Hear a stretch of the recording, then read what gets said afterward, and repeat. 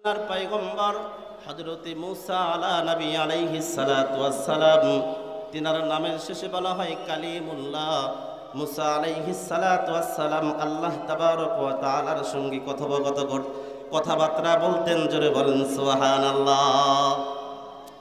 আল্লাহ তাবারক ওয়া তাআলার সঙ্গে হযরতে মুসা আলাইহিস সালাতু ওয়াস সালাম তুর পাহাড়ে কয়েকটা শর্তের বিনিময়ে কথা বলতেন। মুসা পয়গম্বর আল্লাহ তাবারক ওয়া তাআলাকে ডাকতে বলতেছেন, মালিক, কয়েকটা শর্তের বিনিময়ে তুর পাহাড়ে আপনি আমার সঙ্গে কথা বলেন। এই পৃথিবীতে আপনার আর কোনো নবীর উম্মতেরা আসবে কি? আপনার আর কোনো নবী আসবে নাকি যাদের সঙ্গে আপনি কথা বলবেন?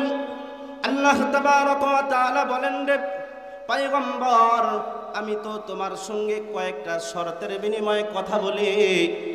আমি একজন পয়গম্বরকে প্রেরণ করব, যিনি আমার দোস্ত, আমার হাবিব মুহাম্মাদুর রাসূলুল্লাহ। জবান খুলে পড়ি সাল্লাল্লাহু আলাইহি ওয়াসাল্লাম।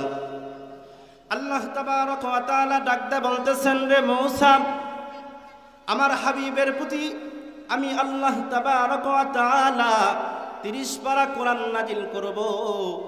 আমার পয়গম্বরের উম্মতেরা, পয়গম্বরের সঙ্গে আমি তো কথোপকথন করবই। আমার যদি পয়গম্বরের কোনো উম্মতি এই 30 পারা কোরআনুল হাকিমের একটা হরফ তেলাওয়াত করে যখন নামাজে দাঁড়ায়া যাবে, যখন বলবে আল্লাহু আকবার বলে যখন নামাজে দাঁড়ায়া যাবে, এরপরে যখন বলবে আলহামদুলিল্লাহি রাব্বিল আলামিন আর রহমানির রহিম মালিকি ইয়াউমিদ্দিন, বান্দা যখন কোরআনুল হাকিম তেলাওয়াত করবে, তারা শুধু তেলাওয়াত করবে না, বরং আমার ওই হাবিবের উম্মতেরা আমি আল্লাহ তাবারক ওয়া তাআলার সঙ্গে কথা বলার জন্য কোনো শর্তের দরকার হবে না। পাক পবিত্র অবস্থায় নামাজে দাঁড়ায় যাবে আর আমার সঙ্গে আমার হাবিবের উম্মতেরা কথা বলবে। জোরে বলেন সুবহানাল্লাহ। আল্লাহর পয়গম্বর হযরতে মুসা আলা নবী আলাইহিস সালাতু ওয়াস সালাম আল্লাহ তাবারক ওয়া তাআলার সঙ্গে কথোপকথন করার জন্য তুর পাহাড়ে যাচ্ছিলেন। এমন সময় একজন বৃদ্ধ মহিলার সঙ্গে দেখা হয়ে যায়। আল্লাহর বান্দী মুসা আলাইহিস সালাতু ওয়াস সালামকে ডাকতে বলতেছে, ও আল্লাহর পয়গম্বর মুসা, আমার মনে হইতেছে আপনি হয়তো তুর পাহাড়ে আল্লাহ তাবারক ওয়া তাআলার সঙ্গে কথোপকথন করার জন্য যাচ্ছেন। আল্লাহর পয়গম্বর মুসা আলাইহিস সালাতু ওয়াস সালাম ডাক দে বলতেছে, বুড়িমা, হ্যাঁ, আমি আল্লাহ তাবারক ওয়া তাআলার সঙ্গে কথোপকথন করার জন্য তুর পাহাড়ে যাইতেছে। জোরে বলেন সুবহানাল্লাহ। এবার আল্লাহর বান্দী বৃদ্ধ মহিলা ডাক দে বলতেছে, রে পয়গম্বর, আপনি তো আল্লাহ তাবারক ওয়া তাআলার সঙ্গে কথোপকথন করবেন, কিন্তু আল্লাহ তাবারক ওয়া তাআলার কাছে আপনার মাধ্যমে আমি আল্লাহ তাআলার কাছে একটা প্রশ্নের উত্তর চাই। আল্লাহ তাবারক ওয়া তাআলাকে আপনি আমার পক্ষ থেকে একটা প্রশ্ন করবেন। এই যে দেখতেছেন আমার শরীরের মধ্যে দামি কোনো জামা নাই, ওই যে দেখতেছেন একটা ঘর ঝুপড়ি ঘর, বৃষ্টি আসলে আমার ঘরের মধ্যে পানি পড়ে, আল্লাহ তাবারক ওয়া তাআলা কেন আমাকে ধন সম্পদ দান করে না? আপনি একটু আল্লাহ তাবারক ওয়া তাআলার কাছ থেকে জেনে আসবেন কি এমন আমল আছে যে আমল করলে আল্লাহ তাবারক ওয়া তাআলা আমার ধন সম্পদ বৃদ্ধি করে দিবে। জোরে বলেন সুবহানাল্লাহ। আল্লাহ তাবারক ওয়া তাআলা মুসা পয়গম্বর যে এই মহিলার পক্ষ নিয়ে মহিলার কথাটা আল্লাহ তাবারক ওয়া তাআলার কাছে বলবেন। কেমন করে আল্লাহ তাবারক ওয়া তাআলা কি এমন আমল আছে যে আমল করলে আল্লাহ তাবারক ওয়া তাআলা ধন সম্পদ বৃদ্ধি করে দিবে? এই আমল আপনার আমার জানার দরকার আছে না নাই? জানার দরকার আছে না নাই? প্যান্ডেলে যারা বসছেন আপনাদের জানার দরকার আছে, কিন্তু বাহিরে যে সমস্ত যুবকেরা আসলে ঘুরতেছে আর ঘুরতেছে, ওই যুবকদের মনে হয় ধন সম্পদ কি এমন আমল করলে বৃদ্ধি হবে, ওই যুবকদের মনে হয় জানার দরকার নাই। কথা বলেন ঠিক কিনা? যুবকদের আছে দরকার, কারণ যুবকদের সামনে নতুন জীবন আছে। কথা বলেন ঠিক কিনা? আরে যুবকেরা যদি ইসলামের দিকে চলে আসে, বাংলার জমিনে ইসলামী হুকুমত কায়েম হইতে সময় লাগবে না। কথা বলেন ঠিক কি না? কিন্তু যুবকেরা তো এদিকে আসবে না। যুবকেরা পাইছে এক মোবাইল ফোন। কথা বলেন ঠিক কি না? যুবকেরা মোবাইল পাইছে, রাত কি বিরাত। এক যুবক দুইজন বসে থেকে মোবাইল টিপতেছে। মোবাইলের মধ্যে একটা গেম আছে না, ফ্রি ফায়ার। এক যুবক বলতেছে ধর ধর, আর একজন বলতেছে মার মার। পিছন দিয়ে যাচ্ছে একটা মুরব্বী, মারছে দৌড়। এখন যুবক বুড়া মানুষ মনে করছে কিরে, একজন করছে ধর আর একজন বলতেছে মার, না জানে মারটা আমার উপরই পড়ে, ও তো আর বুঝতে পারে নাই। এখন দৌড় মারছে, যুবকেরা লাফদা খাড়া হয়েছে। খাড়া হওয়ার পর বলতেছে দাদা তুমি দৌড় মারলে কে? বলতেছে আরে কে যেন বলতেছে ধর, আর একজন বলতেছে মার, আমি জীবন বাঁচানোর ভয়ে দৌড় মারছি।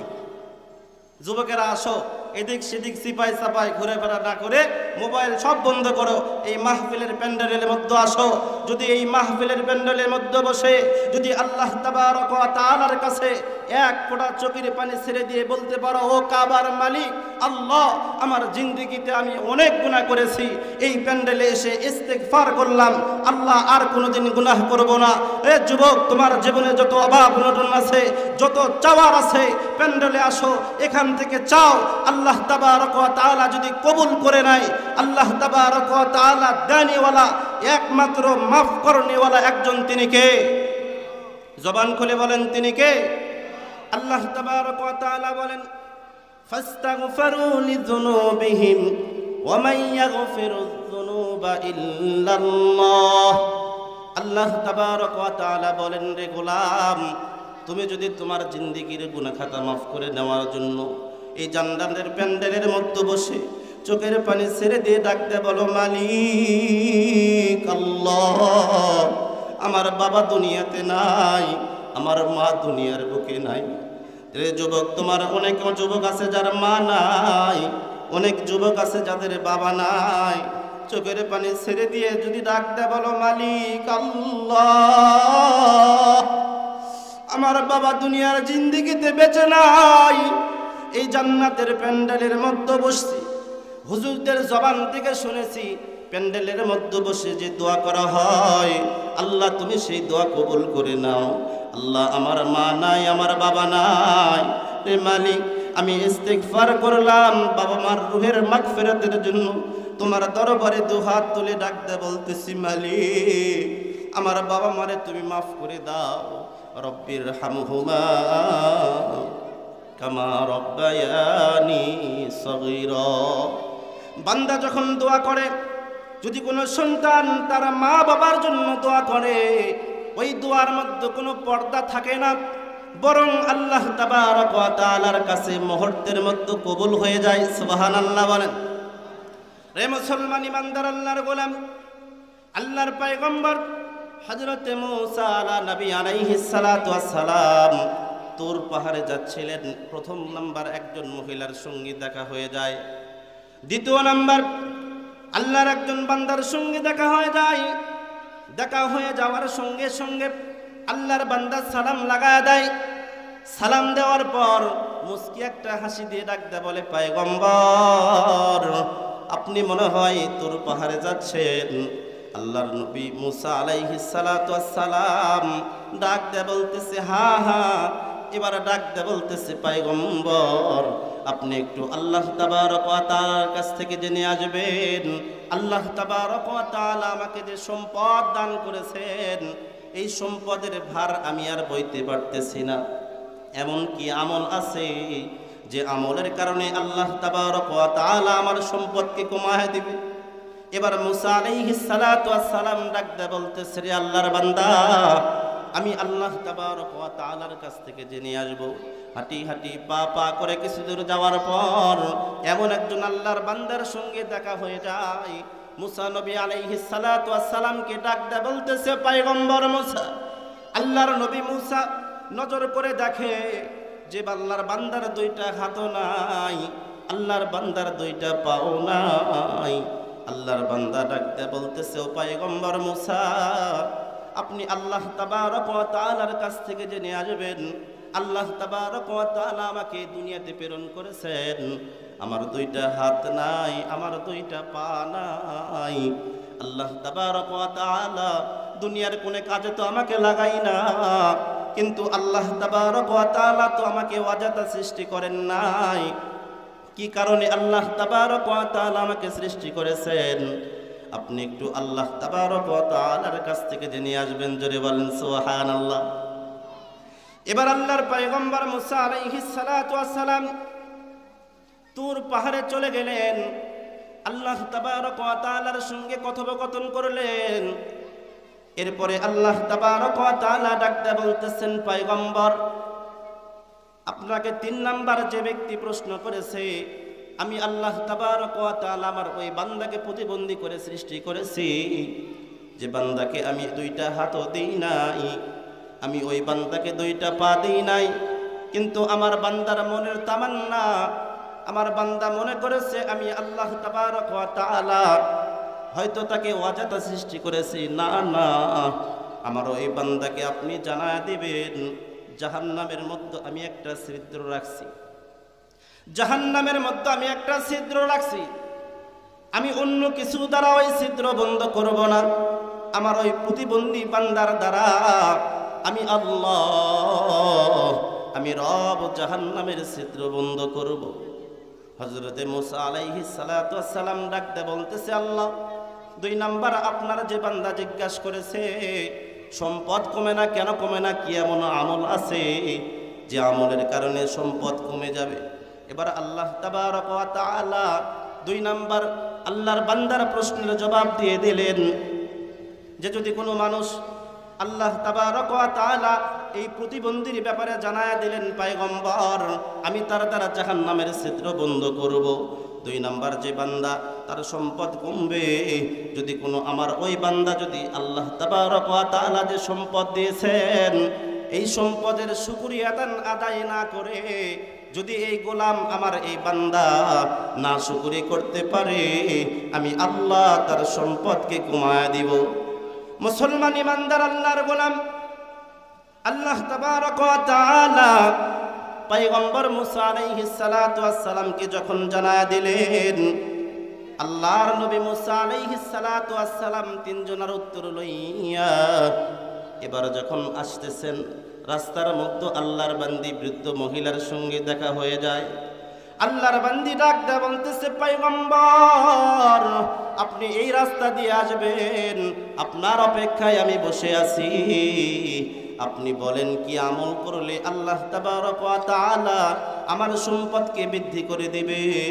আল্লাহর পয়গম্বর মুসা ডাকতে বলতেছেন, বুড়িমা, আমার আল্লাহ জানায়া দিয়েছে, লা ইন শাকারতুম লাযিদান্নাকুম ওয়া লা ইন কাফারতুম ইন্না আযাবি লাশাদীদ।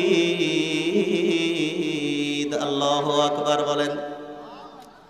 আল্লাহর পয়গম্বর মুসা আলাইহিস সালাতু ওয়াস সালাম আল্লাহর বান্দিকে জানায়া দিলেন, আল্লাহ তাবারক ওয়া তাআলা আপনার সম্পদকে বৃদ্ধি করে দিবে।